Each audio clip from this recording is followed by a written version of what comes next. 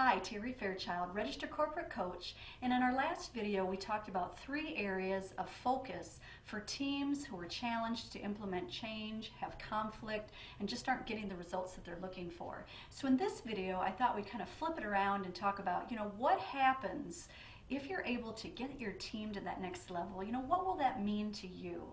And so typically what I usually see is that there are a number of benefits for leaders when they really focus on that development of themselves and their staff together as a team. And then the first area is confidence. What I see is an increased sense of confidence in the leader and in the team members. And so when you start to see that, you just start to see an ownership of the process, really a sense of accomplishment. So that's a great byproduct of having success. Another area where I tend to see an improvement is in the relationships at work, and in turn, when there's success and improved relationships at work, there's less complaining at home and lower stress, and so you can really start to focus on your relationships at home. Another byproduct for my people that I work with, leaders that I work with, is really in financial and career, is that they start to see that success. And so for people who that's important to, I know my career has always been important to me, having that confidence and that sense of accomplishment, it means a lot in terms of stability in your career and your success, and your track of where you want to go in your career. And then finally, again, another area is lower stress, which actually translate into healthier lifestyle. So again, you're in this for the long run, and so if you can have that confidence, those better relationships, that all just plays into a healthier, happier life. All of that is really a transformation. And I know I had a really big transformation in my journey to leadership. When I started out, I was very unskilled, and I was motivated but very unskilled. And so my transformation went from stressed to confident. I went from being reactive to proactive. I went to feeling hopeless to hopeful. From being very very disorganized to organized. To be from confusion as to how to approach things, how to approach projects, to clarity on being organized and how to move forward, and then from despair to joy. So when your team has the skills they need and you as their leader are helping them with that, it's just going to bring a level of fun and joy to your position that you may not have right now. There's a couple of case studies attached in the email from different leaders that I've worked with and leadership teams, and so check those out and see some of the transformation that they've gone through. And then I thought I'd cover a couple of myths about leadership development. The first myth is that leadership is intuitive. And what I've found in my 15 years of professional development is that it's skill development. It's about understanding a concept and applying it in the workplace over and over, which in turn just builds that skill development. A second myth is that leadership development is not personal.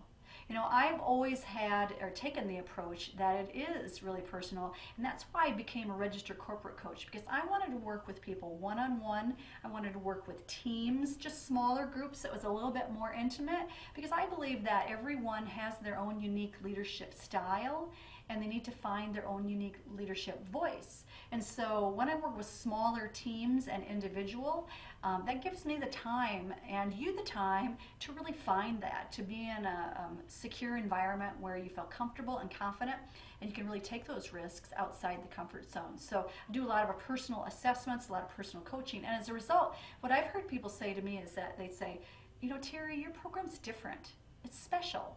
I like to think that, but I think that's in large part because it really is personal to you. It's about you and your team, and that's the approach I take.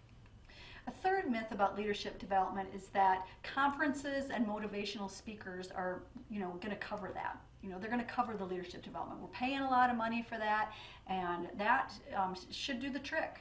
But what I've found is that's not skill development. So while motivational speakers and industry conferences are great things, they are not the same as skill development. And leadership teams with challenging assignments and hard projects need skill development to get the job done. And the last myth about leadership development is that it's just too time consuming, and it doesn't work. But what I found is that when my approach to leadership development is to get people working on the important issues, their issues in meetings, and they work on them in the time that we're together, whether that's one-on-one or in group form. And what I see is that they have the momentum and they get the job done. So while they do they invest in the time is very well spent.